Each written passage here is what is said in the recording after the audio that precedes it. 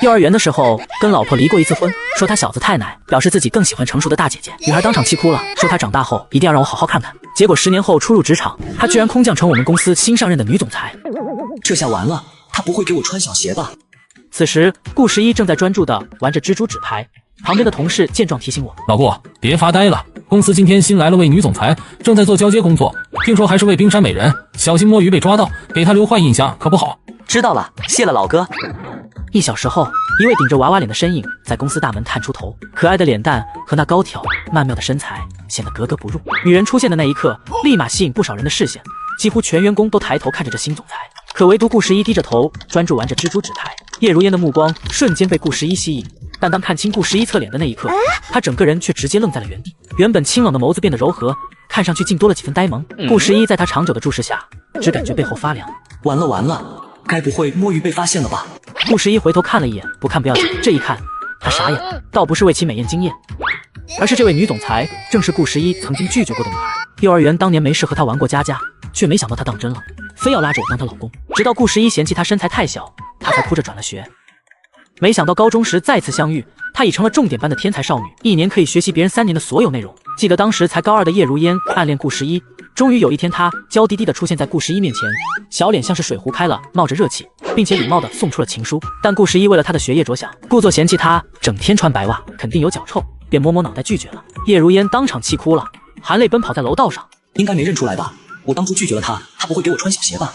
这时叶如烟从他身旁经过，沁人心脾的清香便萦绕在他的鼻尖。不过顾十一点着鼠标，目不转睛，只是顾十一没注意到叶如烟经过时扬起了唇角。叶如烟来到了自己的办公室，躺在椅子上，感到一身轻松。当总裁真的好累啊！拿出几颗藏在兜里的 QQ 糖，塞进嘴里，像个小孩子一样品尝到甜味，那小表情就是一脸的享受。这是高糖食品，叶如烟的父母可不允许她吃，所以只能偷偷的。虽然背地里有些皮，但她对管理这方面还是十分出色的。毕竟叶如烟能当上这个总裁，不仅仅是因为她爸有钱，更因为她是个天之娇女，从小到大都是年级第一，运动乐器样样全能，身边追求她的男人更是不计其数。不过她还是觉得命苦，才18岁就要来胜任人家40岁老头的职务。然而叶如烟想到了正在摸鱼的顾十一后，不由得嘟了嘟嘴巴，居然被这个男人拒绝了2次，哼！如今两人又见面了，而且还是以这种特殊的方式。叶如烟渐渐回想起跟他的过去，小脸腾的一下就红了。突然办公室的门打开，秘书没有敲门走了进来，竟然看到叶如烟满脸通红。叶总，你怎么了？发烧了吗？叶如烟被吓了一大跳，立刻坐正身子，脸上也换了严肃的表情。没事，下次进来记得敲门。好的，抱歉。叶如烟想到什么，用手指着工作位上摸鱼的顾十一问道：外面那个男生叫什么名字？秘书顺着手指看了过去，他叫顾十一，是新来的食品审核员，才工作半个月，不过挺认真的。秘书没想太多，紧接着拿着一叠堆成小山的文件放在桌上。叶总，这是您之前要的行政部、财务部、营运部等等资料，请您过目。然而叶如烟只是兴趣缺缺地看了一眼。公司的情况我都已经了解了，5分钟内我要这个叫顾十一的全部资料。秘书像是听到什么不可思议的事，顶了一脑袋的问号，但还是只能点头应好。好的，叶总。时间很快来到了10点，顾十一伸个懒腰，打了个哈欠，看到叶如烟走了过来，目不转睛地拿着卡通水杯对准饮水机，接着温水。而我的工位就在饮水机旁边。这时有不少同事好奇了，总裁的小水杯好精致啊！总裁办公室不是有独立的饮水机吗？为什么一定要出来倒水？可能是坏了吧。而顾十一看着小总裁这么随意的模样，应该是没认出我来吧。至于叶如烟为什么用公共饮水机，顾十一也并没有在意。然而顾十一没发现，叶如烟的余光一直注视着顾十一的工位上，还挺高兴的，继续敲电脑。审核视频并不枯燥，总是出现一些新奇的东西。呀比囧囧囧！紧接着又是一个女生穿着黑丝卖弄的视频。我走过遍了是水饺是3代是4君是7。顾十一仔细地观察了一会，陷入了沉思，到底是限流呢，还是驳回呢？就在下一刻，顾十一发现有一股很好闻的清香悄悄来到了身后。你看起来很专注吗？这突然发生的一幕让顾十一浑身僵直。顾十一扭头才发现，竟然是叶如烟，不知是什么时候绕到后面的。但这种事儿被抓了个正着，让顾十一有些心虚结巴了起来。别误会，我的工作就是仔细审核每一条视频，这就是我的责任。等等，我从刚才声音中居然听出了浅浅的醋意，这是怎么回事？顾十一自认为找了一个很棒的理由敷衍，而叶如烟好看的眸子却盯着顾十一闪躲的眼睛。哼，臭男人！在顾十一被盯得有些发毛时，叶总，我还有事要忙。顾十一担心对方注视久了被认出来是高中同学，可叶如烟并没有走，突然脸蛋上浮现出一抹耐人寻味的笑容。我怎么感觉你好眼熟？我们是不是在哪里认识？顾十一听到这句话，差点直接炸毛了，于是强行找了个理由。哈哈哈，大家都说我长得像蔡坤，所以你觉得我眼熟很正常。顾十一随意的摊开手，表示没有什么大不了。顾同学，你真逗，虽然你长得确实有点小帅，可拿这个当理由，还是我第一次见到。顾十一在听到顾同学3个字后，不禁愣了几秒。叶同学，不是叶总，你搞错了吧？顾十一试图最后再挽救一下，可惜然并卵。哼哼，我怎么会搞错呢？当年就是你抛弃我的，让我哭了整整1个晚上，眼睛都哭肿了。哼，渣男！顾十一瞪大眼，不免内心一惊。喂，别当着这么多人的面胡说八道啊！看着顾十一不知所措的模样，叶如烟才调皮的吐了吐小舌头。那些话当然是胡说八道，不过是我添油加醋罢了，就是为了气一气你这个渣男。叶如烟是个直性子，只要喜欢上一个人，就不会去在意别人的看法。这时，旁边同事们都惊呆了。原本他们以为女总裁是来查顾十一有没有摸鱼，心想他惨了。可没想到，两人居然还是同学关系，而且女总裁好像就是被抛弃的那个。只见叶如烟红唇勾起，顾同学，公司最近很忙，既然你那么认真负责，可不可以为公司考虑多加1个小时的班呀？顾十一的脸瞬间变成了一个苦瓜脸。为什么一定要我加班啊？叶如烟笑得更灿烂了。嘿嘿，正好可以跟我一起下班哟，开不开心？开心个鬼啊！这就已经开始穿小鞋了吗？好吧。顾十一觉得这也不是什么大事，只好答应了。这还差不多，哼，这次一定要抓住机会，将你彻底攻略。叶如烟心满意足，开心地回到了办公室。怎么摊上这丫头了呢？当条咸鱼怎么那么难啊？顾十一还没恢复情绪，同事们却又炸开了锅。我看错了吧？不是都说新来的女总裁是冰山美人吗？我看分明就是邻家小妹啊！不对，总裁对我们可没这态度啊，太羡慕了。老顾你可以啊，还跟女总裁谈过，回头教教我呗。可以啊，长得像屏幕前的这位一样帅就行了，很简单。虽然要加班1个小时，但也不是不能接受。只要下班的时候提前走，就不会被他缠上。就这么办。时间一直到下午，顾十一坐累了，看了看咖啡杯，正打算起身再薅一波资本家的羊毛。可是刚要起身，突然肩膀上却传来柔柔软软的力道，将顾十一按回到座位上去。十一，你快坐下，让我来帮你泡咖啡吧。11是什么玩意？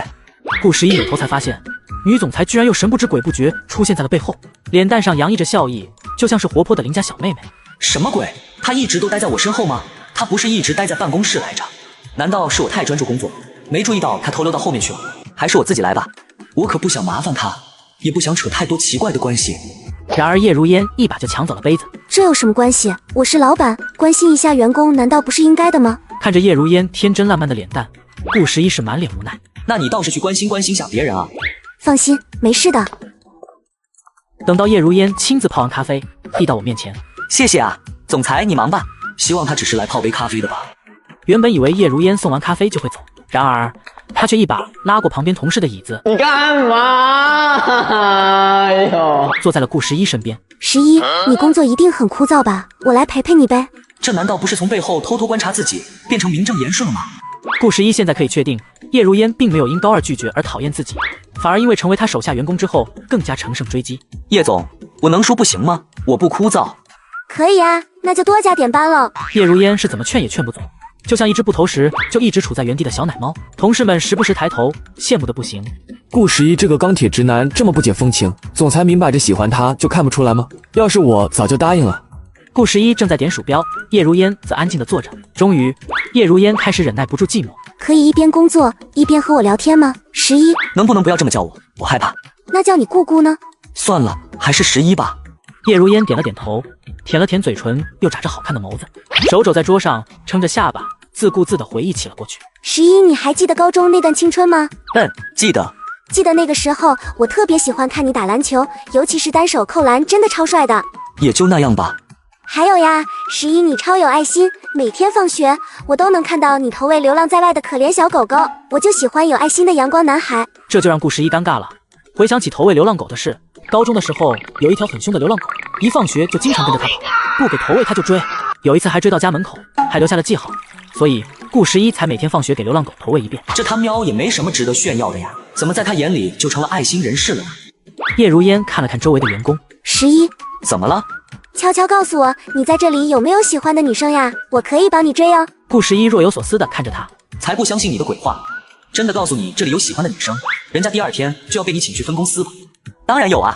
叶如烟本来只是想试探的，但是没想到顾十一还真有。他是谁？看着他那副紧张着急的模样，顾十一想笑。我就不告诉你。叶如烟就像是要气炸的小猫。哼，不告诉我拉倒，回头一定要好好查查。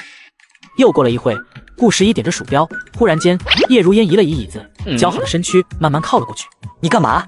你身上的敌敌味特别好闻。随后，小鼻子在顾十一的衣服表面猛吸了一口。好喜欢你的味道，还有你。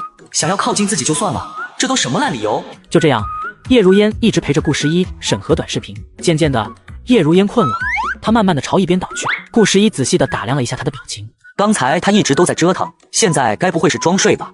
又过了几秒钟，顾十一才打消了这个念头。叶如烟根本就没有装睡，睡得像的憨憨一样，嘴角还流着口水。要是让别人看见，这女总裁的形象还要不要了？恐怕让人知道，就连精致美少女这个称号也荡然无存。这副恬静憨憨的模样，倒还蛮可爱的。办公室那么大了，为什么不回去睡？睡在自己身边，难道要香一点吗？不一会，叶如烟就开始说梦话。十一，这次你不准喜欢别的女孩子，别再拒绝我了，好不好？顾十一清晰听到，抿唇一笑，没有太在意，没答应，也并没有否认。等到叶如烟睡醒时，打了个哈欠，睁眼才发现，因为睡觉动作幅度很大，这时已经把顾十一挤到了墙角去了。十一，对不起。顾十一看着他低头认错的模样，笑了笑，没事，揉了揉惺忪的眸子。随后叶如烟快速离开了。时间来到下班前1小时，由于顾十一要加班，所以其他人5点就走了，就剩下李想。老顾啊，你还年轻，遇到机会就要好好把握，多主动点，下半辈子就不用努力了。这都什么跟什么啊！我牙口不好，吃不了软饭。这年轻人，我操！李想见他如此不可教的样子，只能摇头走了。年少不知富婆香啊！到了6点，他把我留到6点，肯定不是什么好事。我得立马跑路，只要跑得快，爱情就永远追不上自己。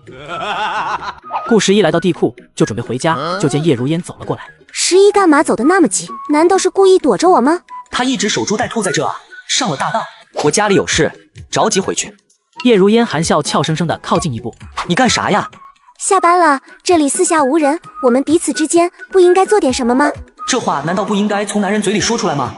见顾十一护住身体，逗你玩的啦。对了，你怎么回家呀？住在哪里啊？骑我的限量版电动车回去。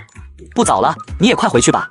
十一开始关心我了，耶！就在顾十一准备要走时，那个，我的车没油了，所以可以麻烦十一送我回家吗？啥？叠叠词，恶心心，怎么可能？之前我还看着你开出去啊。十一，你不信的话可以去看看。随后跟着叶如烟来到了车旁，顾十一要看他的车到底剩多少油。这一看，还真的是一格不剩。哎呀，最近车烧油真是太快了，没开一会就没油了。顾十一无奈地看着他的眼睛，难怪之前透过窗户看到楼下他开车出去过一趟，所以过程大概是故意绕了一大圈，刚好把油耗到精光才开回来，应该是这样吧？不可能那么巧吧？他真是煞费苦心了。叶如烟被盯着看得有点心虚。现在油价那么贵，这败家娘们虽然跟我半毛钱关系都没有，那你可以打车回去，或者叫别人来接你啊，才不吃你这一套。送你回去一路上肯定要折腾什么东西。顾十一转身要走，叶如烟却一把搂住了他的手臂。这十一哥哥，你就忍心看我女孩子家一个人晚上打车回家吗？好残忍！顾十一无奈了。可是我家住在大学城，咱们不顺路吧？哦嚯，那太巧了，就说我们有缘嘛，我正好也住大学城。哦耶！顾十一这下最后一点希望也没有。耶个锤子！其实劝阻走叶如烟的方式有很多，只是永远叫不醒一个装睡的少女。路上干嘛不抱紧我？哎，什么？我没听错吧？叶如烟就像是接受大哥哥施舍糖果的小女孩，满脸欣喜。不然你一松手，不小心摔下去了，我还要负责任啊！就这样将她抱得紧紧的，脸贴着后背，说什么也不松开了，打死不松！哼！两人的颜值在一块，就像一道绚丽风景，沿路吸引了无数人瞩目。虽然是夜晚，但他们仍然是那般的亮眼。半小时后，两人来到了大学城附近，附近的夜市吸引住了叶如烟的目光。十一，这里有一个大排档很热闹，我们能不能进去吃点东西再回去啊？我好饿呀！不去。顾十一此时只想赶紧回家打游戏，才不想陪他。女朋友哪有游戏好玩？况且我也不缺女朋友，所以不需要。好不好嘛，十一，人家肚子饿，你肯定也饿了吧？就一起去吃一顿嘛，很快的。叶如烟那萌萌的声线在顾十一心口荡漾，最后顾十一只好无奈地驶入了大学城夜市。哎呀，小屁屁都坐累了。不一会，两人走进了大排档。好香啊，蛙式臭豆腐叶，十一我好想吃，可不可以给我买啊？喂，大锅，这个月工资你还没发呢。哎，是吗？支付宝到账10万元。好啦，这下是不是可以买好吃的给我了？借败家娘们，回头还是把多的钱退给他吧。应着叶如烟的要求，点了2份臭豆腐，需要油炸，两人便开始等待。像你这样的大小姐还喜欢吃这个？嘻嘻，当然啦，我姐妹们都很喜欢吃。还有，这是我们2个人之间的秘密哦，千万不要告诉我的秘书，不然他肯定向我爸妈报告，他们知道又要狠批我一顿了。顾十一仿佛抓住了他的小秘密。你放心，明天一早8点我就告诉秘书。你耍赖，不准说。不可以嘛，11最好了。很快，焦香的臭豆腐好了。好吃，哎，11，你怎么不吃啊？叶如烟回过神来，才发现11的目光呆呆盯着自己，立即不好意思了。哦，好。顾十一看着这可爱的一幕，一下子就走神了。叶如烟满怀欣喜，消灭一块又一块，期间一滴油脂不小心落到了的大腿上，黏黏的，让叶如烟有些难受。11，可以帮我擦一下腿上的油脂吗？这不好吧？顾十一看着他的眼睛，却没查出任何逗弄的意思。你自己不是有手吗？自己擦。可是你看我手里拿着东西呢。无奈，顾十一只能拿出纸巾。几乎是接触的一瞬间，顾十一感到叶如烟的身体似乎机灵了一下，就像触电那般。擦拭干净后，顾十一抬头，却看见她的小脸红彤彤。两人继续往前走，来到了麻辣小龙虾的摊位。哇，我最喜欢吃麻辣小龙虾啦！台子上还有许多小盆子，按分量装着鲜活的小龙虾。叶如烟觉得好玩，便伸出手指头到盆子里。我操，她平时都这么勇的吗？不出所料，玩脱了。啊呀，疼疼疼！叶如烟转过身来，顾十一便看到她手指头上吊着一只小龙虾。哈哈，好玩吧？顾十一轻轻用手将小龙虾扒开。好痛啊！嘤嘤嘤，只是被夹了一下，哭的就跟个小孩子似的。好家伙，还真流眼泪了，眼圈都红了。可以明显的看到皮肤上有红印子，都快破皮了。顾十一像是看小傻子一样接过他的手指头，感受到温暖，叶如烟瞬间不觉得疼了，小脸羞红的看着顾十一。别误会，我只是没带创可贴，但口水可以一定程度上的止血。哦，嘻嘻，11果然是在意我的。顾十一并不知道他在想什么。老板，我要4份小龙虾。两人入座后，叶如烟看着被他含过的手指头，若有所思，渐渐咬起唇，似乎在想什么奇怪的事。4份小龙虾很快上桌，叶如烟迅速戴上手套，便开始大大咧咧的剥虾壳品尝起来。哼哼，你们咬我，我也要咬你们。顾十一对龙虾也不感兴趣，还要剥壳怪麻烦的，只是看着叶如烟吃，虽然吃相有些浮夸，但是美女吃什么似乎都蛮好看的。听说女生只有不把对方当外人，才会不顾形象的吃东西，真的吗？渐渐的，叶如烟吃了几个，就开始剥虾壳，再把剥好的肉放到了碗里，十分认真。她这是要干什么？很快，美味的虾肉堆了满满一碗。你这是干啥？给你的。不要，我自己会剥，你快吃吧，吃完赶紧走。这丫头真是有心了。不行，这是我亲手包的，你必须吃完。那我喂你吧。捏起一块虾肉递到了顾十一的嘴边，沾到嘴角的口水。顾十一是不吃也得吃了。行吧，不要了。吃，你不吃我就一直举着。哼！顾十一拿他没办法。接下来，在叶如烟的投食之下，一碗虾肉愣是没剩几个。旁边不少人都投来羡慕的目光。我除了颜值到底还差在哪？忽然顾十一看到摊外出现夺目的一幕，那是2位皆穿着黑丝的漂亮女生从身边经过，这让顾十一不禁多看了一会。不是因为她们有多漂亮，而是这些女生看起来还是些学生，居然就穿黑丝。刚才那个帅哥在看我们哎，那可不，毕竟我们这么好看。不过他可真帅，好像蔡坤。别胡说好吧，那个哥哥明明比坤坤还帅。哼，你那么喜欢看吗？那我明天上班也穿黑丝。这公司福利有点高啊，不准穿。为什么呢？反正就是不准穿，没有理由。他才18，穿成那样子给自己看就算了，被那么多同事看见像什么话？对，就是这样。好吧。过了一会，旁边不远处有一对情侣正在嘴对嘴互喂奶茶，超级甜蜜。11，你看那边的情侣好甜蜜啊，我们也像他们那样喝奶茶好不好？这回顾十一说什么也不同意。你都说了，那是情侣之间才做的事，我才没那么无聊。哼，你这样是永远找不到女朋友的。在被拒绝之后，叶如烟奶凶的样子，最后越想越气，于是就迅速捶了顾十一胸口一下，生怕被带住，转身就要逃跑。没想到转身却被一颗石头绊倒，很明显要与地面来个亲密接触。顾十一眼疾手快，当即搂住了他的腰，随后娇小的身躯噔的一声扑在了怀里。啊，吓我一跳，谢谢。哎，如烟，你做什么？再抱一会儿吗？不行，搂搂抱抱成何体统？快撒手！不要嘛。最后2人分开了，再不分开，叶如烟都直接要钻进他衣服。等吃饱喝足要离开时，却突然下起了雨。这下好了，非要来吃东西，被淋感冒了怎么办？哼，就知道说我。雨越下越大，叶如烟着急地牵住了顾十一的手，向车棚奔去。来到车棚，雨停了，你来得快去得也快。我现在送你回家，回家就立刻洗个澡，不准单的，听到没？11，我好冷，可不可以先抱一下我？真拿你没办法。顾十一无奈摸了摸他的头，在怀里，叶如烟缓缓地仰头看着顾十一，氛围逐渐变得有些奇怪。11，可不可以奖励我一次呢？这软软糯糯的声音就像有效的麻醉，让顾十一的头脑有些嗡嗡的，不听使唤的点头，轻轻地低下了脸。然而就在美妙的事要发生的那一刻，意外却发生了，碰巧被羊驼车锋利一处刮伤了。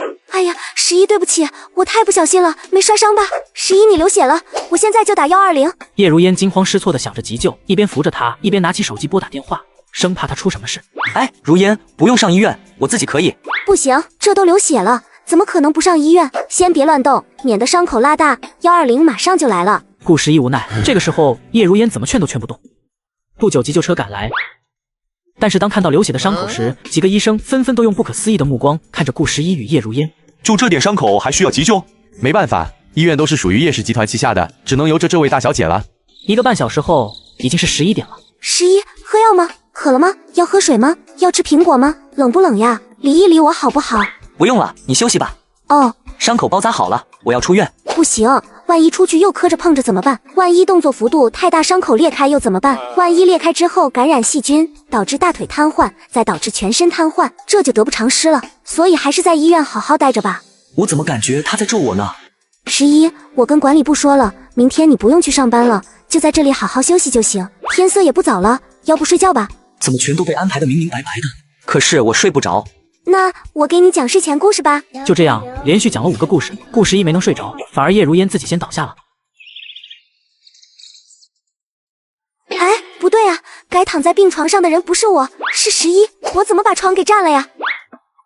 突然，叶如烟回想起昨晚似乎被顾十一抱到床上去，并且盖上了被子，说了晚安，随后又振作起来，起床直奔公司。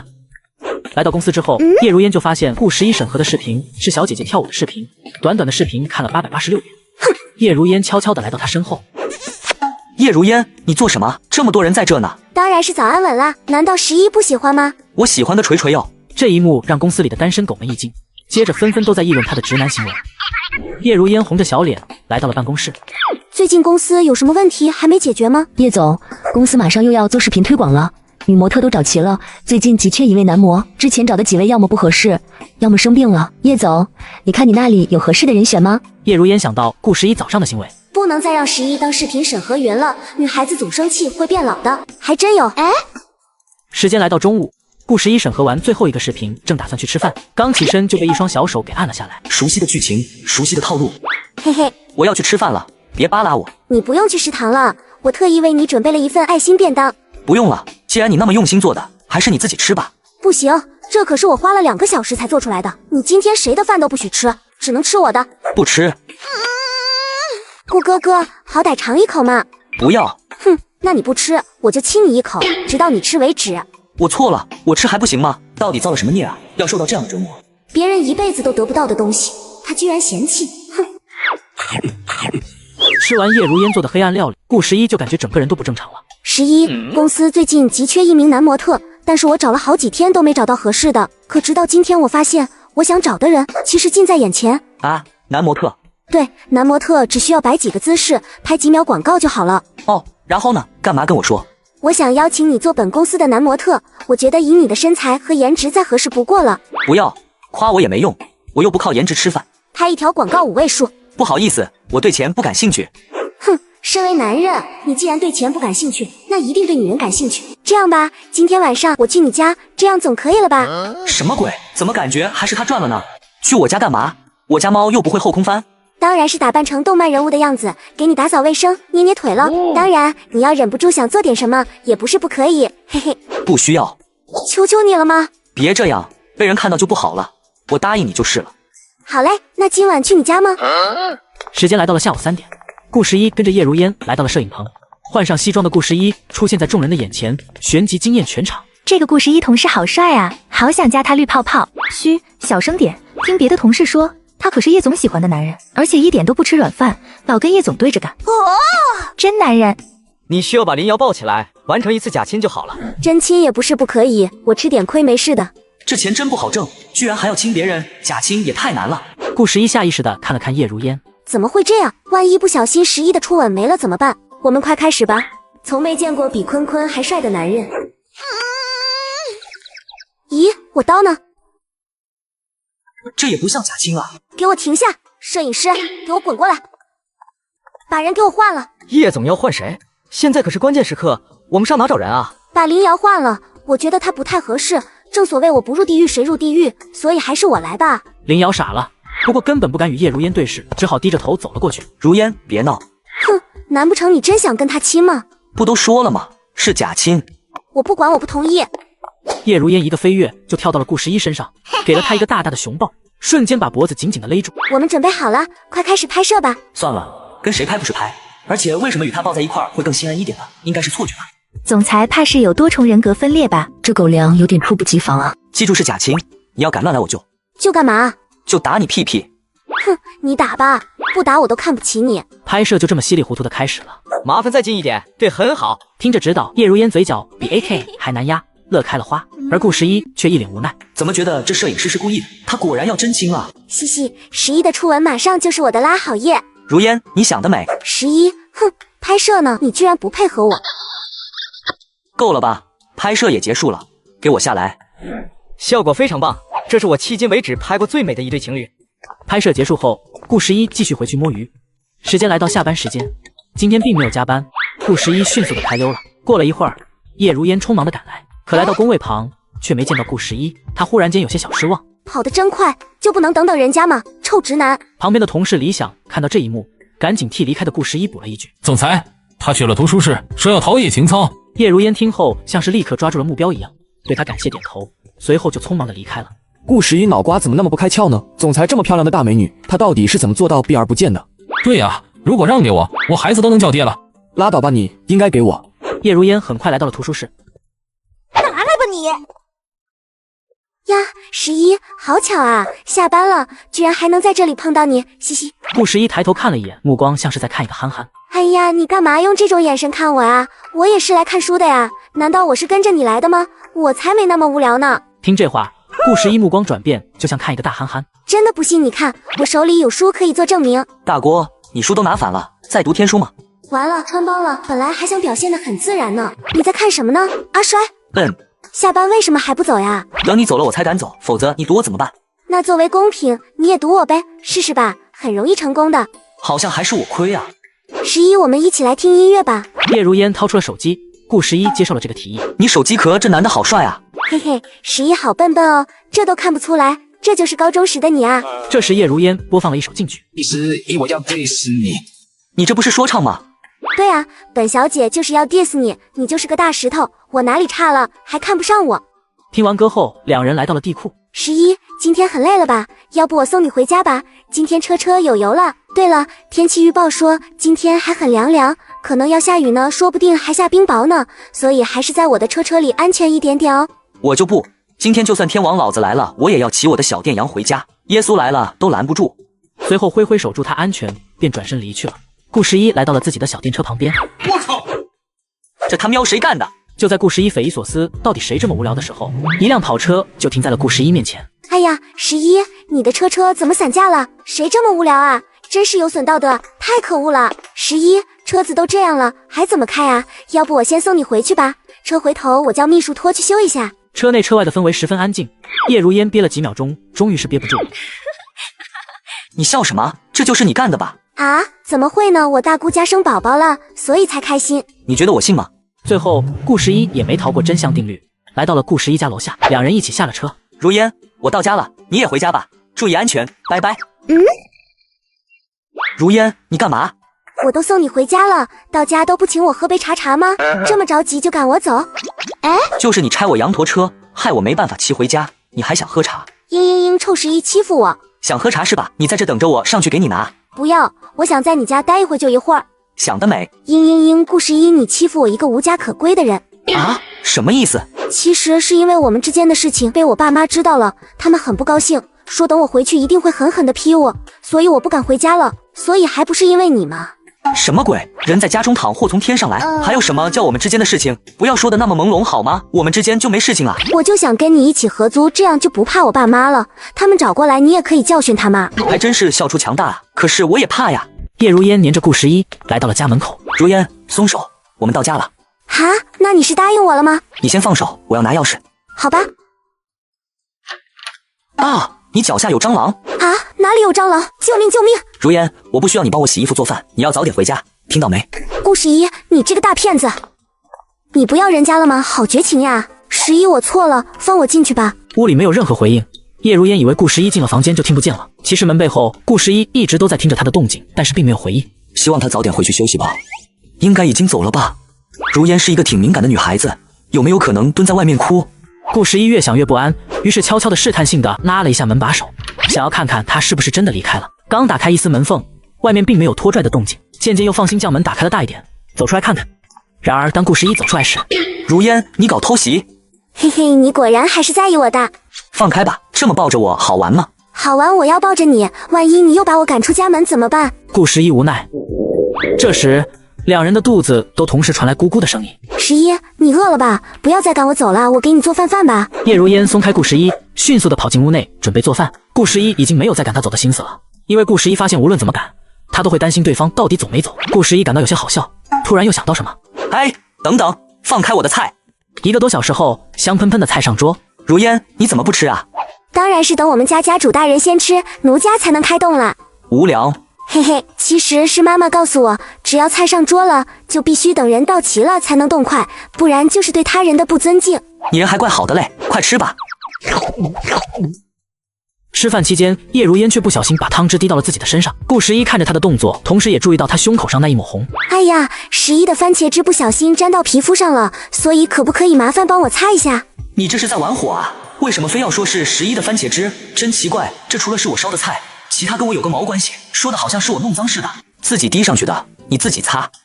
吃完饭后，顾十一准备先去洗个澡。你先坐坐吧，我洗个澡就来安排你。不准乱碰东西，什么都不准，听见没有？哦，还有不准偷看我洗澡，要是让我知道，我一定好好收拾你。什么？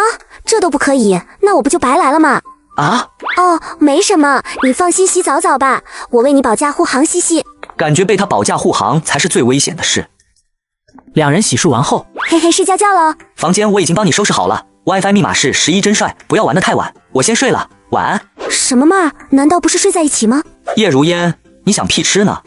有2间房，为什么不分开睡？而且我睡觉老打呼噜，所以我的安排是没有错的。呀，讨厌，兔兔的耳朵乱摸是会怀孕的，我很怕黑的，能不能关照我一下，就一起睡一晚好不好吗？我发誓绝对不搞小动作。少骗人了，这年头谁还怕黑？如果你真怕黑，可以开灯，这点电费我还是出得起。就这样吧，给我撒手。不行，如果你不让我一起睡，我就一直抱着你。我最喜欢听你打呼噜了，而且我睡觉的时候也可乖了。再说一早起来，睁眼就能看到我这么好看的女朋友躺在旁边，难道不是一件很幸福的事吗？别给自己加戏了，无聊。我告诉你，我不管你撒不撒手，反正就算是天塌下来，我也不跟你一起睡，咱俩耗到明天早上都行。就这样，两人在客厅耗着。不能再在门口待着了，11的毅力实在是太强了，完全比不了。随后，叶如烟一边拽住顾十一，一边将他的身体往自己的房间拽。殊不知，要不是顾十一怕他摔跤让着他，叶如烟根本拉不动。你不累吗？哼，都到床上了，咱们就慢慢耗吧，反正我抱着你睡一晚也是一晚，我又不吃亏。好啊，那咱们就耗着，等你睡着我就走，天王老子来了都拦不住。呵呵，可以啊，那我就一晚上不睡，我们就这样互相看对方一晚上也好。1分钟、10分钟、20分钟过去，终于夸下海口的叶如烟率先坚持不住了，眼眸昏昏沉沉的，小嘴打着哈欠，困得都挤出眼泪了。而顾十一并不困，只是很无奈。又是1分钟后，眼前的少女呼吸变得软软匀称。11，我要晚安吻，可以睡香香的。说话有些模糊，不过顾十一还是听懂了。亲一口能睡更香吗？那我就破个例吧。这可不是我想亲的哦，你要求的。2个小时后，已经是凌晨1点多，外面下起了大雨，开始打雷。叶如烟正在房间熟睡，叶如烟听到雷声，几乎瞬间，她娇小的身躯在床上抖了一下，坐起身，望着空荡荡的房间，害怕极了。很多女孩子都怕打雷，叶如烟当然也不例外。11，我好怕，你在哪？哭了一会儿后，叶如烟终于坚持不住了。叶如烟迅速起床，在黑暗中慢慢摸索着，终于摸到了顾十一的房门。顾十一，可以开一下门吗？我好怕，可不可以陪我一会儿？就一会儿好不好？结束了我就离开，求你了。敲了几下门，不知是睡太熟还是其他原因，并没有看到有任何开门的迹象。叶如烟渐渐的好失落，听着打雷声，叶如烟又哭了起来，像是一个真正没人要的孩子。如烟，怎么了？到我房间来干嘛？没事吧？别哭呀。我怕打雷。顾十一看着叶如烟的样子，简直都要心疼坏了。乖，没事了哦，我在这里，不要怕。好了，不哭了，我抱着你睡就是了。乖，我保护你呢。渐渐的，怀里的少女不再感到害怕。亲一下，就别赶我走了。亲完后，叶如烟的呼吸变得匀称，然而顾十一身体却被那一吻燥热了起来。他喵的，睡就睡了呗，还亲我一口干嘛？还让不让我睡了？第二天一早，两人来到公司。进入公司，不出意外的迎来了同事们的惊讶议论。咦，咱们的总裁怎么跟着顾十一一起来的？莫非昨天两人在一块了？不会到了开房那一步吧？不太可能吧？如果真睡在一块，咱们总裁身体那么娇小，还走得动路吗？你不对劲啊！顾十一来到工作岗位，开始工作。第一条视频是一部沙雕动画，标题叫《缘分定三生的恋情》，讲述了一段甜美的爱情。顾十一给了热推提示，推进了流量池。接下来又刷了一条，这一条倒是让顾十一有些蹙眉了。这什么鬼？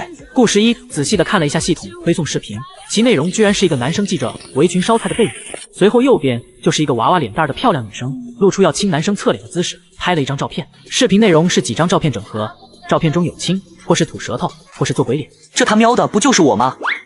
好家伙，这么说如烟在办公室一直在剪辑视频，然后上传到网上，正好被系统接送到自己的电脑审核。好啊，这视频想过，呵呵，不存在的，限流，让你嘚瑟。几分钟后，叶如烟忙累了拿出了手机，想查看之前发出去的一条视频播放怎么样了，但更在乎的是收到大家祝福。那条视频可是剪辑了半天，老辛苦了，预测点赞应该最起码20万以上吧。然而叶如烟点开一看，却就只有几百个纯粉丝点赞，这一异常现象，专业的他一眼就看出这压根就没有推到流量池去。怎么回事？难道是审核员乱审核吗？之前只是一个10秒钟的自拍视频都点赞上万，为什么这个视频只有几百呢？叶如烟来到电脑前，进入了审核总裁端页面。我倒是要看看是哪位审核员审核的。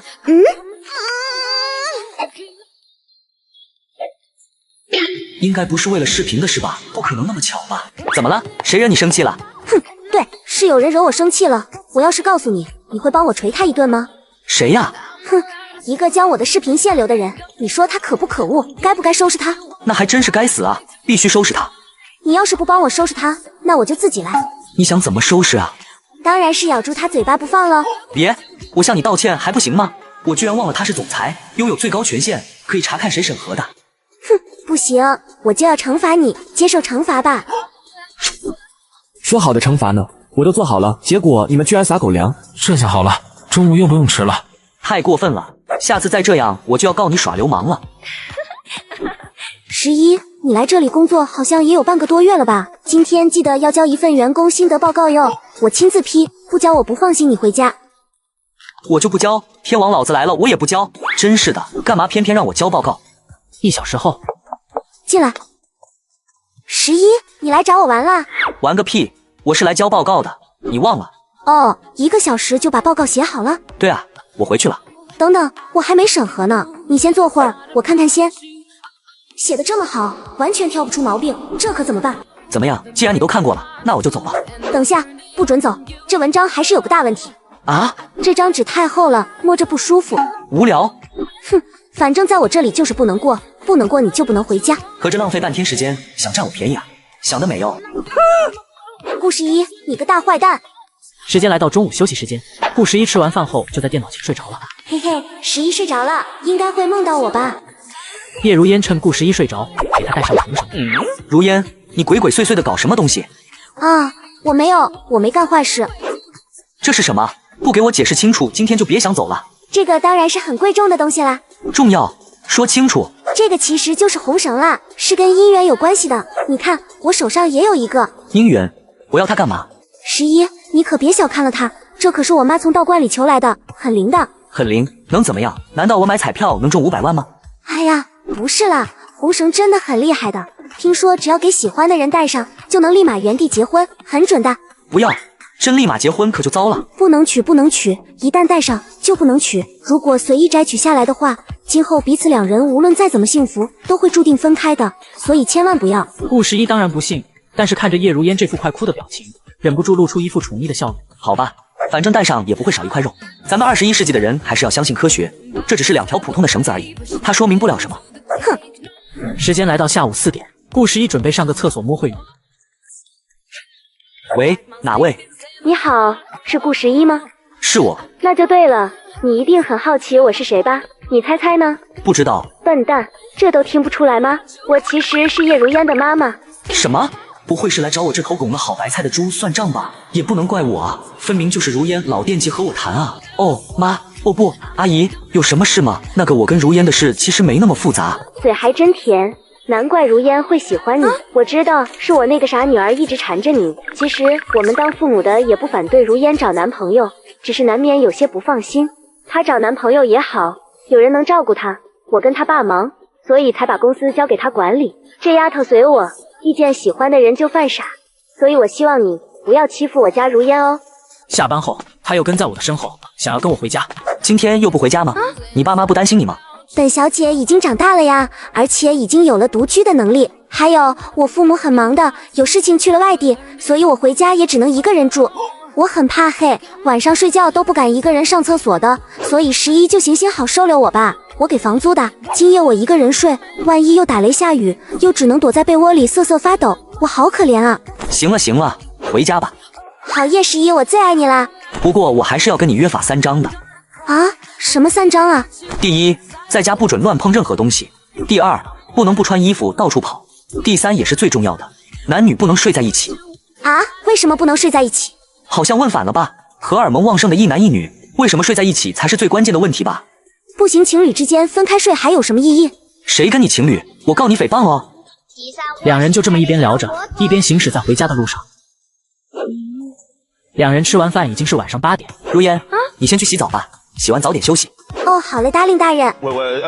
不准这么叫，快去吧。哎呀，我睡衣没有拿。11，我的睡衣没有拿，可以帮我拿一下吗？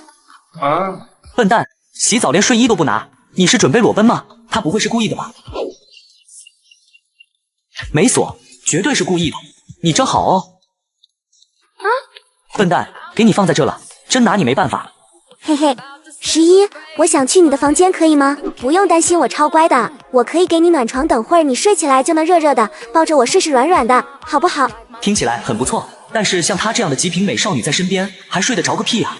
不行，10点前可以在房间随便走，10点以后睡觉就得分开房间睡。11，洗澡吗？要不要我帮你搓背背？呸，女人，你那是想给我搓背，你分明就是缠我身子。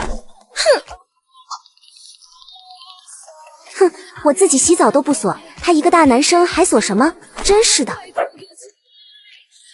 顾11洗完澡来到房间，我操，被吓到了吧？嘿嘿。胡说，难道我是被吓大的？你怎么还不去睡觉？不要，还早，我要载你这待会儿。行吧，那你要乖乖的哦，不要吵，我看会儿电视。电视有什么好看的？为什么不来看我？弟兄们，知道我李云龙喜欢什么吗？好无聊呀。嘿嘿，11，要不我们来造个孩子，开心一下吧？开什么玩笑呢？没个正经。哼，11，你能叫我一声宝宝吗？叫嘛叫嘛。宝宝。还有宝贝、小宝贝、嫣嫣宝贝。行了，我的小宝贝。顾11看着眼前可爱的如烟，忍不住亲吻了上去。1年后，叶如烟为他生下了一对龙凤胎，一男一女，女儿比妈妈还可爱，让顾11十分宠。看到这里，相信大家猜到了，没错，缘分定三生的剧情到这就完结了。谢谢大家的支持与陪伴，下个剧情筹备中，大家可以把想看的类型留在评论区，我会参考的。希望大家还会支持11，拜拜。